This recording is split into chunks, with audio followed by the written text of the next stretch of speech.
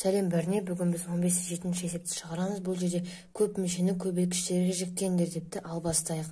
Ең бірінші, бұл жерде қарайтын болсақ, кейбір жақын ішіндегі әріптер сандар бір-біріне кішкене болсын ұқсас. Яғни оны одан да ұқсастырақ қылдыруымыз қажет. Ал бастайық. Ең бірінші біз бұл жерде 4b-ны жазамыз. Жақшаның ішінде мынау және мынау бір-біріне ұқсас, сол себепті бұларды қалдыра береміз. Керісінше, мыналарды дәл осыған ұқсастыруымыз керек. Мынаны да дәл соған ұқсастыруымыз керек. Қосылған А. Енді міне, бұл жерде қарасақ, -7 деп тұр, ал бізде 7 алдында және де плюс болып тұр. Сол себепті мынау плюс бізде минусқа айналып кетеді. Сонда бұл жерде бізде мынау -7, мынау жақшаның сыртына минусқа айналып кетеді. Мынау плюс болып тұрған минусқа айналып кетеді. Сонда жазып алайық қасына 7-ні -8а. Яғни минусты минусқа көбейткен кезде бізде шығады плюс саны. Қасынан мұнда жақшаның сыртына 2-ні жазып, 7-ні жазып, сонда 14 болады. Екеуінің қосын көбейтіндісі. Және де 16 шығу үшін бізге 8аны көбейту керек. Плюс. Дәл осыны көшіре саламыз. Жақшаның сыртында А, Б. Тең болады 7 -8 А. Жақшаның ішінде 4b -a -2 және де қосылған А, Б. Үшіншісі дәл сондай ұқсас. Мұнда мынау және де мынау сандар әріптер бір-біріне ұқсас. Яғни қалған бір-біріне ұқсамайтындарды ұқсайтындарға ұқсатымыз керек. Мынаған ұқсатымыз керек. Ал бастайық.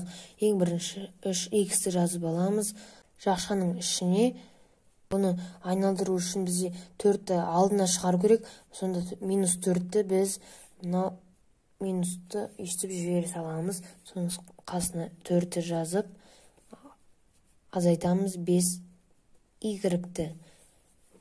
Жақша жабылады. Қайтадан жазамыз y.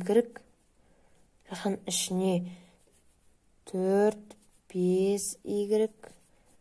Жақшаның ішіне келесі бұл жерде мына сандарды дәл осыған ұқсатуымыз керек. Сонда жақшаның сыртында бізде болады 3. Жақшаның ішінде мына жерде бізде минус болу керек. -3. Сонда бізде болады -16.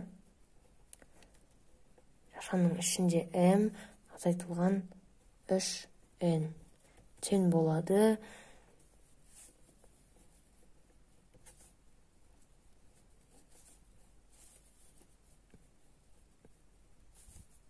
азайтылған m азайтылған n азайтылған 16.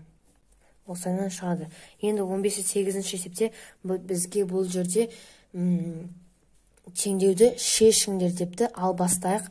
Бұл жерде қарап отырсақ, ең кішкентай сан бізде бұл x, мына x, мынау x. Сонда x-ті жақшаның сыртына шығарайық. Жақшаның ішіне x-ті жазамыз. Плюс 6, 0 жазамыз. Бұл жерде бізде x-тің мәнін табуымыз керек. Ең оңай мәннің бірі ол x тен 0-ға. Екінші тәсілінің бірі ол x қосылған 6 тең бізде 0-ге. X тең бізде 0 емес -6-ға. Яғни мына жерде плюс болса, мына жерде -6 болып кетеді. Сонда -6 орнына қойсақ, барлығы дұрыс болады. 0-ді да орнына қойсақ, барлығы дұрыс болады. Екіншісінде бізге бұл жерде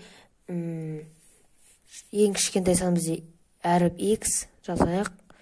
Шашаның ішіне x жазамыз, минус 5 тең 0. Енді бұл жерде дәл солай x тең бізде 0-ға тең.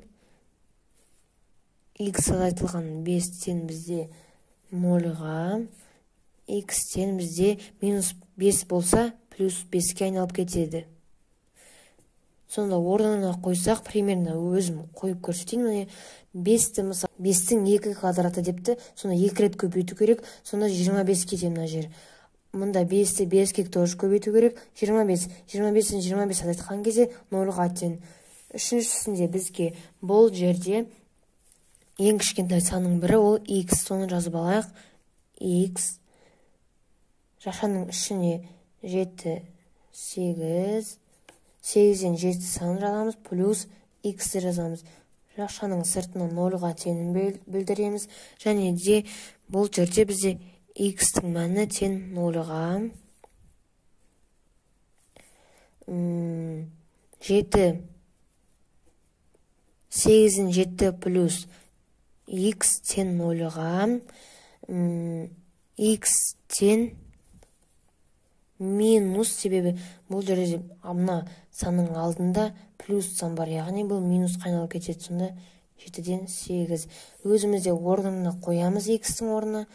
Бұл санды қоямыз мына жерге, сонда мәні 0-ге тең болады. Немесе x-тің орнына 0 қоямыз мына жерге, сонда мәні 0-ге тең болады.